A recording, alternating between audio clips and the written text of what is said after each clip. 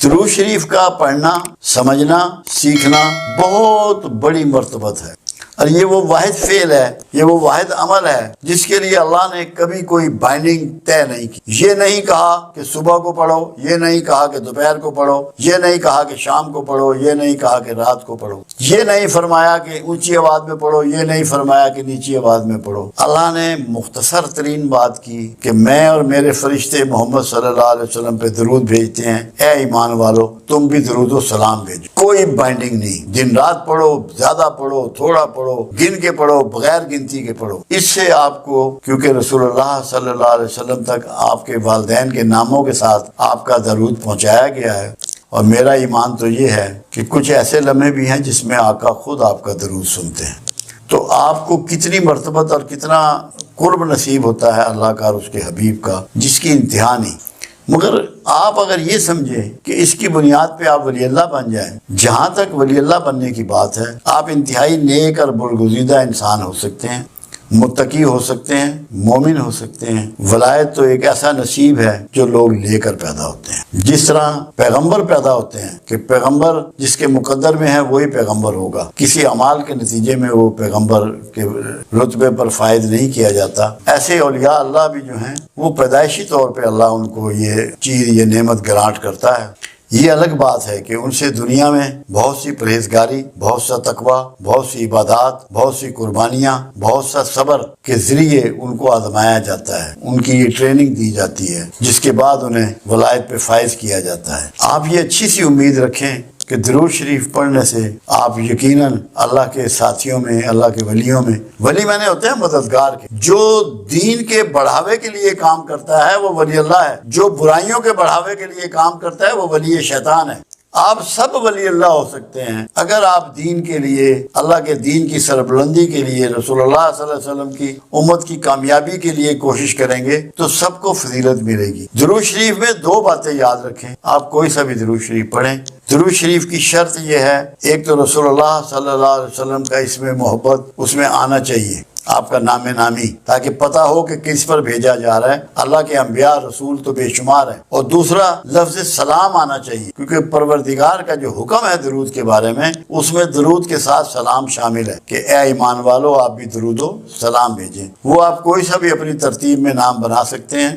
رسول اللہ کے لیے رحمت اور برکت اور سلامتی مانگنی ہے، اور اللہ سے یہ آرزو کرنی ہے۔ آپ کروڑوں کی تعداد میں اس میں سلام بھیج سکتے ہیں، جو مرضی، جتنا کریں گے اتنا کم ہے۔ یہ تو ایسی مٹھاس ہے کہ جو بڑھتی ہی چلی جاتی ہے، اس کی جو ہے پیاس بھی بڑھتی چلی جاتی ہے۔ تو اللہ کرے کہ لوگوں کو رسول اللہ، درود شریف کے بارے میں ایک بات سمجھ لیں، درود شریف آپ کا تب مکمل ہوگا کہ رحمت للعالمین کی رحمت میں سے آپ حصہ پائیں، اور اللہ کے رسول کو یا مخلوق کو کوئی زحمت نہ دیں۔ زحمت دینے والا کا درود شریف مکمل نہیں ہے۔ مکمل تبھی ہے کہ جب رسول اللہ کی سنت رحمت کو اپنائیں اور رسول اللہ پہ درود شریف بھیجیں۔ اللہ آپ کو بہت نوازے گا، بڑے کرم فرمائے گا، آپ قرب الہی آپ کو نصیب ہو جائے گا۔ اللہ کے قریب ہونے کے لیے تو قرآن نے ایک بات واضح کر دی سورہ بقرہ میں، جب شیطان سے پروردگار عالم کا مکالمہ ہوا اور شیطان نے کہا کہ میں تیرے بندوں کے راستے میں بیٹھوں گا، دائیں سے بائیں سے آگے سے پیچھے سے انہیں گھیروں گا، تو پروردگار عالم نے فرمایا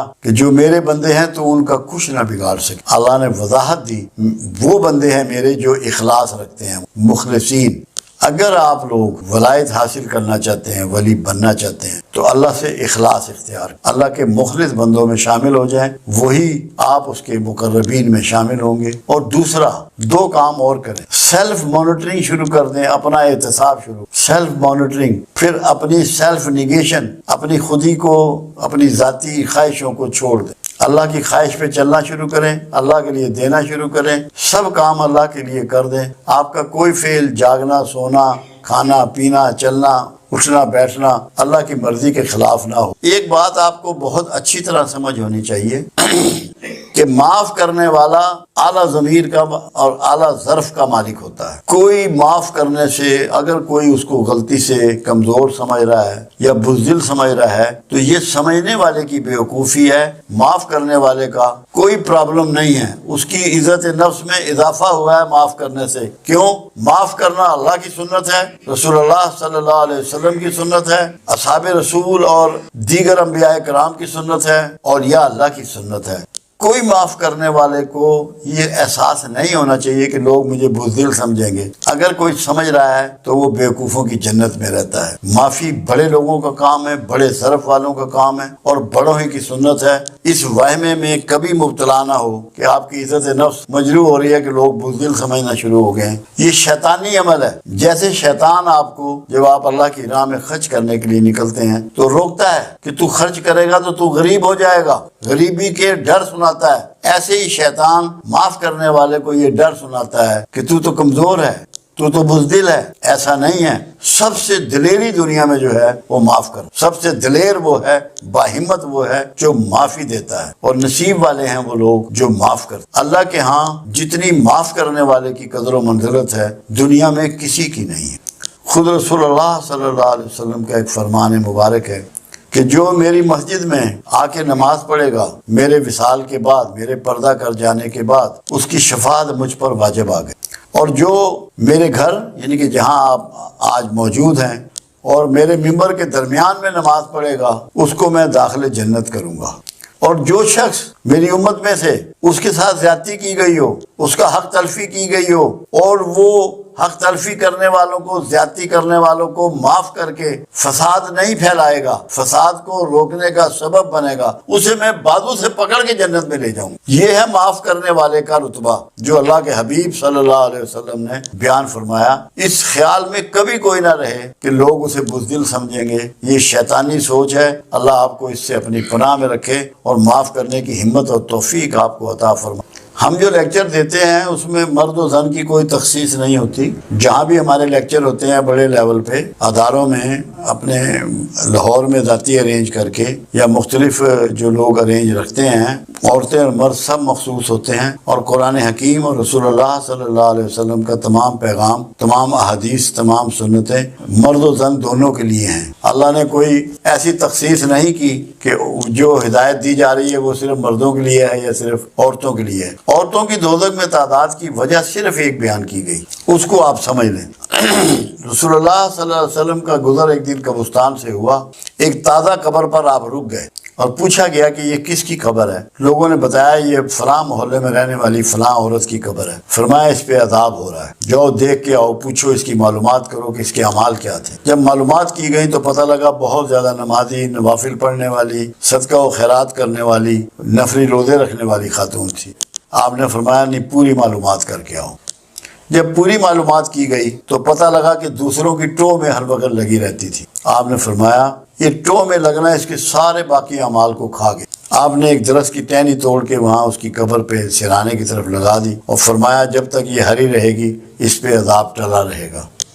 اس مثال دینے کا مقصد صرف یہ ہے کہ اگر مستورات جو اس میں بہت زیادہ ملوث ہیں غیبت کرنے میں، دوسروں کی ٹو لگانے میں، یہ کپڑا کہاں سے لائی ہے، کون سی دکان سے لائی ہے، کتنے کا خریدا ہے، جوتا کہاں سے لائی ہے، اس نے جویلری کہاں سے بنائی ہے، اس کے گھر کون آ رہا ہے، پکا کیا ہے، مہمان کون آیا ہے، جب دوسروں کے بارے میں غور و فکر کریں گی، دھیان رکھیں گی، ٹو میں رہیں گی تو سارے اعمال ضائع ہوں گے۔ اس لیے آپ کو جب دوزخ دکھائی گئی تو وہاں مستورات زیادہ دکھائی گئی۔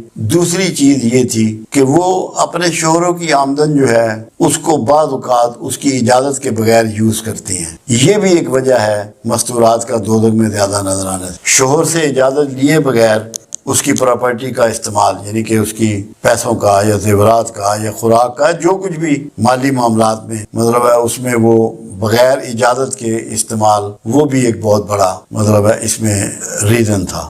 دوسرا یہ تھا کہ غیبت بہت زیادہ غیبت تو آج کل تو مرد بھی بہت زیادہ کر رہے ہیں۔ ان کا تو ٹاپک ہی دوسری کسی اور خاتون کا نام ہوتا ہے۔ میں تو اپنے گھر میں اللہ کا شکر ہے یہ کوشش میں کامیاب ہوں کہ میں کسی کا تذکرہ اپنے گھر میں ہونے ہی نہیں دیتا کہ غیبت کی نوبت ہی نہ آئے۔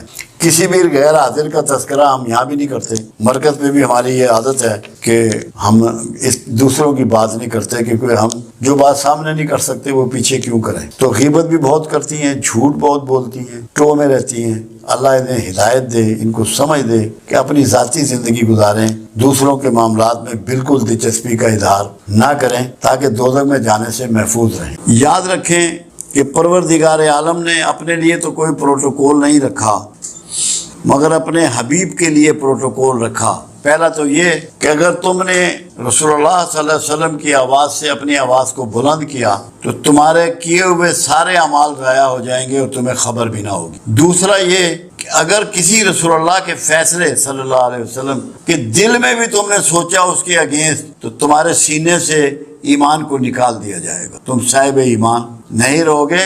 صرف تمہارے دل میں اتنا گمان آئے کہ جو فیصلہ رسول اللہ نے فرما دیا اس کی مخالفت، اس کے لیے ناپسندیدگی، تو تم میں ایمان نہیں رہے گا۔ تیسری چیز، دو چیزیں ایسی ہیں جو پروردگار عالم ہمیشہ قبول فرماتا ہے، باقی کوئی چیز رد بھی کر سکتا ہے۔ ایک توبہ اور ایک رسول اللہ صلی اللہ علیہ وسلم پر درود و شریف۔ درود شریف کو اللہ ہر حال میں قبول فرماتا ہے۔ یہ وہ کلمہ ہے کہ جس کو اللہ قبول فرماتا ہے، اور جب کوئی شخص درود شریف پڑھتا ہے تو وہ بنیادی طور پہ صبغت اللہ ہو جاتا ہے۔ کیوں؟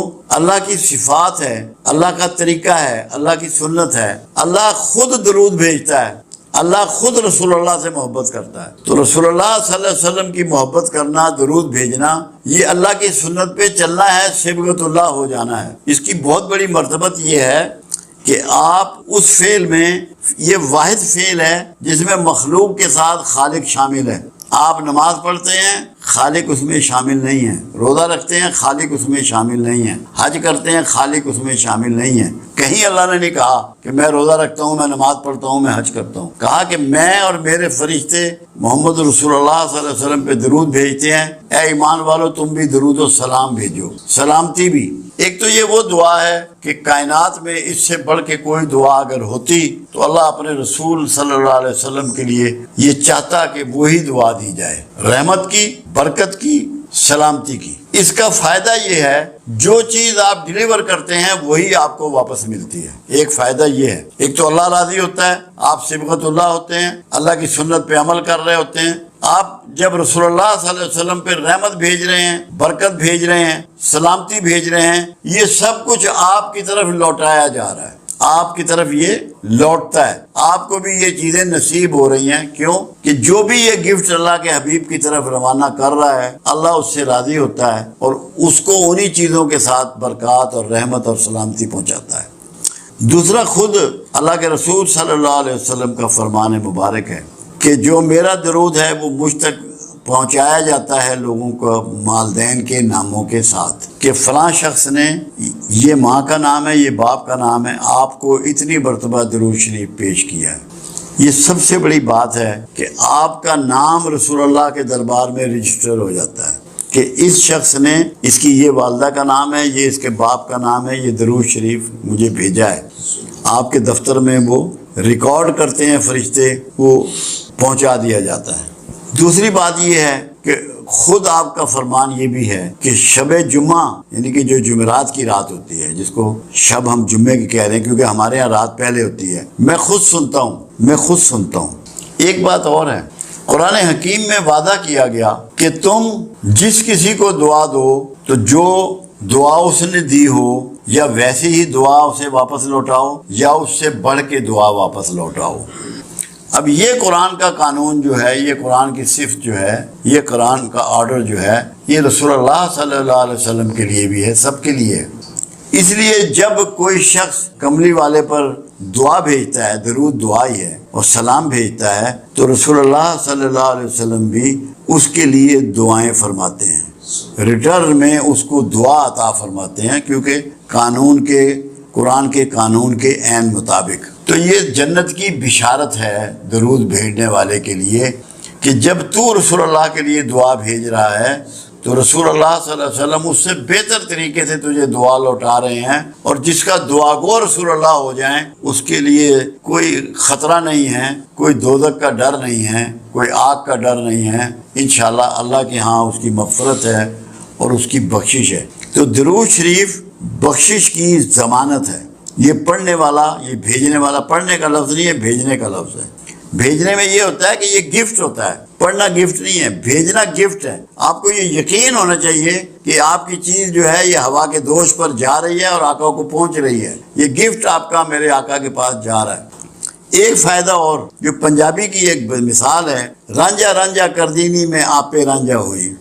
جب آپ بار بار سرکار پہ درود بھیجیں گے اور آپ کا تذکرہ کریں گے تو اس سے آپ رسول اللہ صلی اللہ علیہ وسلم کی عکس آپ میں اترے گا، آپ کے اندر وہ عکس اترے گا، وہ صفات اتریں گی، وہ کمال اور خوبیاں آپ کو ملیں گی، وہ حکمت و دانائیاں آپ کو پہنچیں گی، عکس بنیں گے آپ۔ مگر اس کے لیے آپ کو درود شریف کے ساتھ رحمت کے رویے کو اپنانا ہے۔ معاشرے کے لیے، مخلوق کے لیے، ہر مخلوق کے لیے رحمت بننا ہے۔ کسی کے لیے زحمت مت بنے، آپ کے ہاتھ اور زبان سے کسی کو تکلیف نہ پہنچے۔ تو عکس محمد آپ ہو جائیں گے اگر صحیح معنوں میں دل کی گہرائیوں سے اگر آپ درود شریف پڑھیں گے۔ درود شریف کی اتنی برکات ہیں، میرا تو ایمان یہ ہے۔ اور دیکھو کمال کیا کیا گیا، کوئی نماز ایسی نہیں ہے جس میں درود شریف نہیں ہے۔ یہاں تک کہ جنازے کی نماز میں بھی درود شریف رکھ دیا گیا کہ جس نے کوئی نماز نہیں کبھی پڑھی، ایک دفعہ درود شریف کسی جنازے میں پڑھ لیا تو اللہ کے رسول کی دعاؤں کا مستحق ہو گیا، اس کی عاقبت سنور گئی، اس کی آخرت محفوظ ہو گئی۔ تو یہ اللہ نے ایک مسلمانوں کے لیے شیلڈ بنائی ہے، پناہ گاہ بنائی ہے۔ تو درود شریف جو ہے یہ ہماری پناہ گاہ ہے، اس میں داخل ہو جاؤ اور دوزخ کے عذاب سے اپنے آپ کو چھڑا لو اگر آپ درود شریف پڑھیں گے۔ درود شریف کی اتنی برکات ہیں، میرا تو ایمان یہ ہے۔ اور دیکھو کمال کیا کیا گیا، کوئی نماز ایسی نہیں ہے جس میں درود شریف نہیں ہے۔ یہاں تک کہ جنازے کی نماز میں بھی درود شریف رکھ دیا گیا کہ جس نے کوئی نماز نہیں کبھی پڑھی، ایک دفعہ درود شریف کسی جنازے میں پڑھ لیا تو اللہ کے رسول کی دعاؤں کا مستحق ہو گیا، اس کی عاقبت سنور گئی، اس کی آخرت محفوظ ہو گئی۔ تو یہ اللہ نے ایک مسلمانوں کے لیے شیلڈ بنائی ہے، پناہ گاہ بنائی ہے۔ تو درود شریف جو ہے یہ ہماری پناہ گاہ ہے، اس میں داخل ہو جاؤ اور دوزخ کے عذاب سے اپنے آپ کو چھڑا لو۔